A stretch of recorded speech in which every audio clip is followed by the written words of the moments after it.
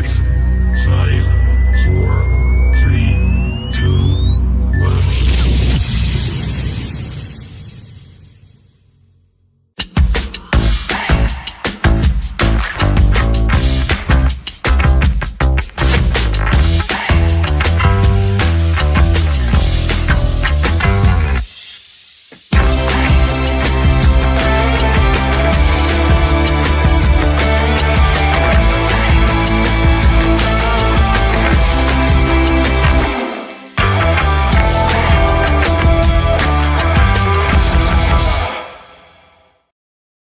Hello everyone and welcome back to Through Black and White Eyes for this Nufc update.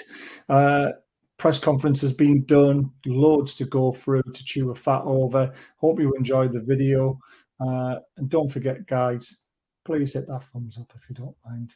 And the subscribe button. There is an option for memberships if you want to. It's entirely up to yourselves. The Benfield membership is available there as well to try and help a non-league football club. We're trying to give them money as well. We've got a sponsor, Diacro, amazing kit that they give away once a month with us, which will be next Wednesday. And also 20% off for anyone who wants to buy a top. And speaking of Benfield, their next game, Penrith on Saturday, 3 p.m. kickoff. So before you go to the Newcastle game, if you want to go and have a cheap pint, £3.50 a pint to watch some great non-league football, get involved. Last call for Super 6 as well. It's a free entry and you could win a football top of your choice, within reason, of course.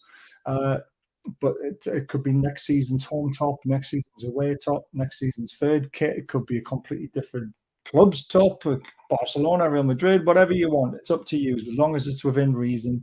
Really expensive tops we won't be able to do, but we will be giving away a football top for free, basically. We've got 50 members in it at the moment. There's the code, so if you want to get involved, please get involved. So where do we start? I think we've got to start with Jamie Carragher, haven't we? What a complete tit.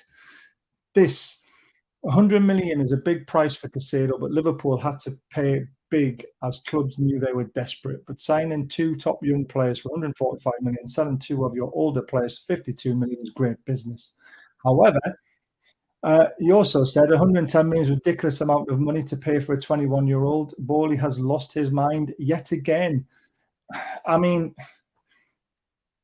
does he not see it himself when it comes out of his mouth, or out of his head and into his fingers typing away? Hypocrisy at its finest. And it does my head in. It really does. These pundits are just so one-sided most of the time. It's absolutely crazy. And I stopped listening to them now and listening to the commentary. It's why we do our shows, to try and give you a Newcastle point of view for a change. But we're also, I like to think, not too black and white eyes all the time. We do see the other points of view, but that is just shocking. Absolutely terrible. Right, on to the press conference. Midfielder and local lad, Sean Longstaff on Eddie Howe. We are lucky now that we have one of the best in the world, and I will always be grateful to him for what he has done for me and the rest of the lads. It's been amazing. I'm looking to pay him back every time I play. Amazing stuff talking about Eddie Howe there. Sean Longstaff, you know, since Eddie came in, it's been absolutely phenomenal for us. I've been banging his drum for long enough, saying that you'll miss him when he's not playing. And look what happened. You know, when he was injured, we started, you know, the results weren't great. And he comes back, we start winning games again. And he does the stuff that nobody wants to do. And it goes unnoticed a lot, because when he gets the ball, he gives it to Bruno, or he gives it to Joe Linton, or he gives it to Miggy to run at players. He doesn't do that. He does the horrible stuff. The press is unbelievable. And the way that he pushes the team forward is fantastic. So don't be surprised if he plays on Saturday, if he's fit enough, because I know he's only played 1 pre-season game. So that is where we're not too sure. But I would play him, and I'm going to show you the team that I've selected. He also went on to say this, but this summer has been the emergence of another local hero, 17-year-old midfielder Lewis Miley. Given the club's marquee signing was also a midfielder, 52 million, Italian international Sandro Tonali.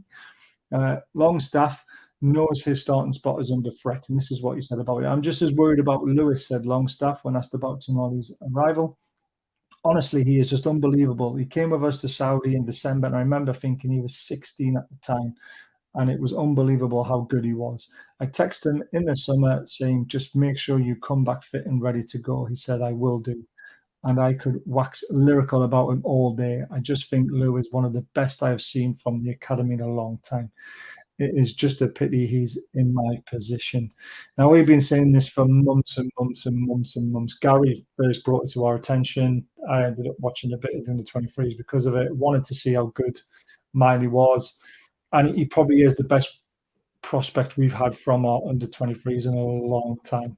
Anderson is starting to peak now a little bit as well, which is amazing. But Miley's got such a big seal now, the way that he started as a 16, 17-year-old as he is now. So, I mean, great. This is going to save us so much money in the future. He could be the next Bellingham, potentially. Imagine him next to Bellingham in England. God, honestly, the future is frightening, not only for England, but for Newcastle United. And we're going to see why when we get further down the stuff that I've got.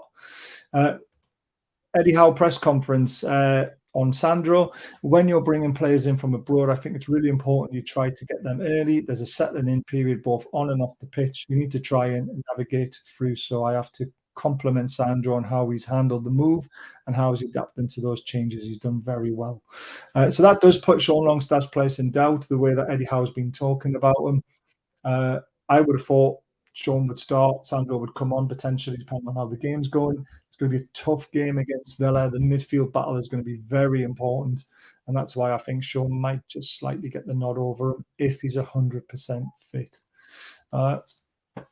Personally, I'd love one more player on transfers, Eddie Howe. Then we would have ideal depth.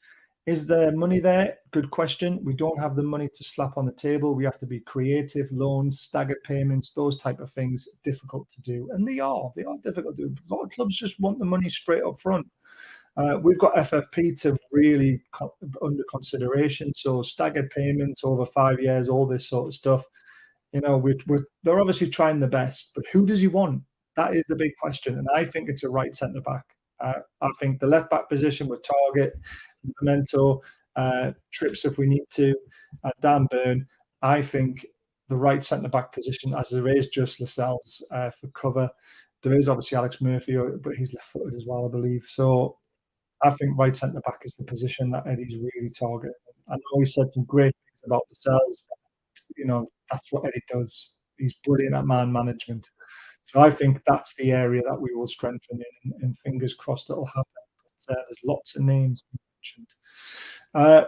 On Fabian Schär, thank God he was in the training pictures, guys. As it currently stands, yes, he'll be available. He's trained this week and trained well. He was back with us on Tuesday, so he's had a full week of training. Thank God. We want to see him and Botman paired again. It's going to be a tough game against Villa, so we really need him on fire. So that was the stuff from the press conference. I just want to point this out again. I did put it on my last show. I don't know if you watched it or not, but Joelinton, just how crazy his last season was. I think it's worth highlighting it again. Joelinton was the only player in Europe's top 5 leagues last season to record 40 plus in the following categories: tackles, interceptions, dribbles, shots, aerial duels won. It just shows you how much of a box-to-box midfielder he has become, and a quality one, and that's why he got his Brazil call-up, scored on his debut, just incredible. I can't praise him enough. The amount of slander he got from me, loads of people, for those 2 years, which for me was sort of justified with how poor he was. But then when I saw the battling qualities, and I thought, why not try him in midfield? It happened. Eddie Howe saw it at Norwich.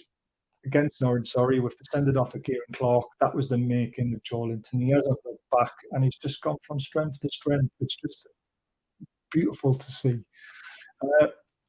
Now, I've been saying this for a long time. I need to do a little show on this. It's about the pathways that Dan Ashworth is opening, and it's this next slide shows why I'm so excited about the future. Yes, it will be 5-6 years before we see it, but look at this.